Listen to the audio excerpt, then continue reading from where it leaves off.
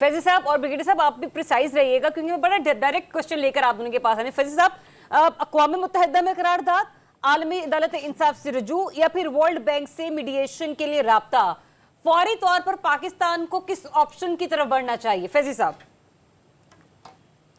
जी, तमाम तर ऑप्शन पे हमें जाना होगा और इस बारे में आज डिप्टी प्राइम मिनिस्टर का मौक़िफ़ भी बड़ा वाज़ेह था। हर तरफ जाना होगा। देखिए, अगर कोई हम पे जंग मुसल्लत करेगा, वो आबी जंग हो या इल्ज़ामात की जंग हो, बगैर सबूत के हो, हमें हर महाज पे, वो हमारे मीडिया से लेके बैनुल अक़वामी सतह पे दीगर ममालिक के साथ बात करना होगी और हमें ये हर प्लेटफॉर्म पे ये लेके जाना होगा और इस बारे में काम शुरू हो चुका है। आप देखिएगा एक आध दिन में आपको इसकी तफसीलात भी मज़ीद नज़र आएंगी। ठीक, साहब जो गैर जिम्मेदारी का सबूत दिया भारतीय मीडिया ने, ये मैं इसलिए भारतीय मीडिया के बारे में बात करी क्योंकि कमांड इनको डेफिनेट सी बात है अपने इंटेलिजेंस इदारों और अपने डिफेंस के इदारों से ही मिली होंगी।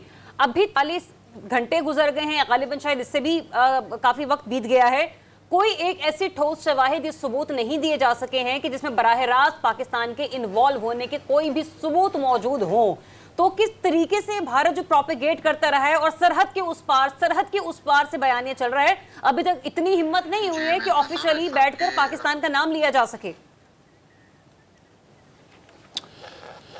देखिए, इसमें दो तीन बड़ी वाज़ेह चीज़ें हैं। अगर बैनुल अक़वामी तनाज़ुर में देखा जाए तो जिस तरह आज हमारे वज़ीर दिफ़ा ये कह रहे थे कि उस मुल्क में, हिंदुस्तान में दीगर ममालिक के लोग भी उस ख़ित्ते में ला के बसाए गए, फिर ये ख़दशा ज़ाहिर किया गया कि पाकिस्तान के मुख्तलिफ़ शहरों में दहशत गर्दी की कोशिश की जाएगी।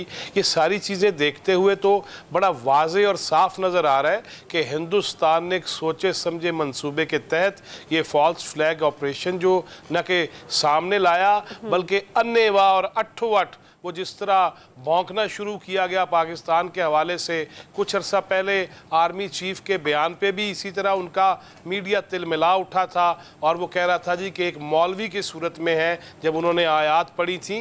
लिहाजा उनका तो ये काम है और वो ये काम अगर कर रहे हैं तो मैं समझता हूँ कि इस पर हमारे मीडिया ने, जिस तरह अभी रज़ी साहब ये फरमा रहे थे और आज अताउल्लाह तारड़ साहब ने भी ये कहा प्रेस ब्रीफिंग में कि मीडिया ने जिम्मेदारी और मैच्योरिटी का सबूत दिया।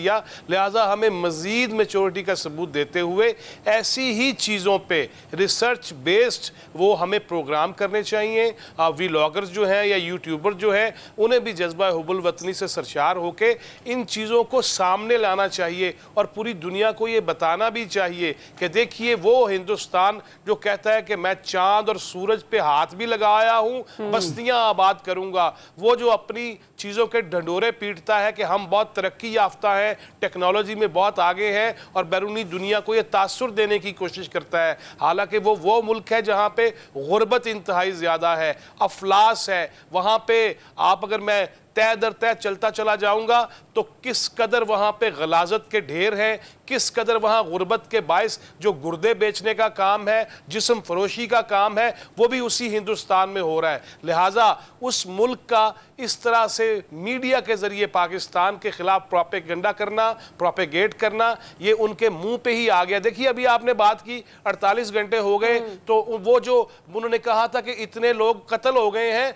वो जिंदा होने लग गए हैं। और मेरी वहाँ बात हुई मकबूजा कश्मीर के एक जर्नलिस्ट से, तो उसने ये कहा कि वो लाशें साबित करने के लिए जो इलाके के मुख्तलिफ हॉस्पिटल्स हैं वहाँ पे जो तबई मौत मरने वाले हैं उनकी लिस्ट बना रहे हैं कि अगर हमें पेश करने पड़ गए। लिहाजा इस कदर जब गलाजत भरी सोच होगी, मीडिया पे प्रोपेगेंडा होगा, तो डेफिनेटली हमारा ये काम है कि हम इसमें मजीद तंदही से काम करें। उनका मकरू चेहरा और सेकुलर हिंदुस्तान जो है वो दफन हो चुका हुआ है, फौत हो चुका हुआ है। अब वहाँ जिस तरह हिंदुत्वा और जिस तरह इंतहा पसंदी है, क्या इंसानी हुकूक के ठेकेदारों को यह नजर नहीं आता कि दल्लत कौन है, छोटी जात के लोगों से वहाँ क्या सलूक होता है, उस पर भी बात करनी चाहिए। और हमारा ये काम है कि ऐसी चीजों को ज्यादा से ज्यादा सामने लेके आए ताकि इसका मकरूज चेहरा मजीद बेनकाब हो सके। ठीक है।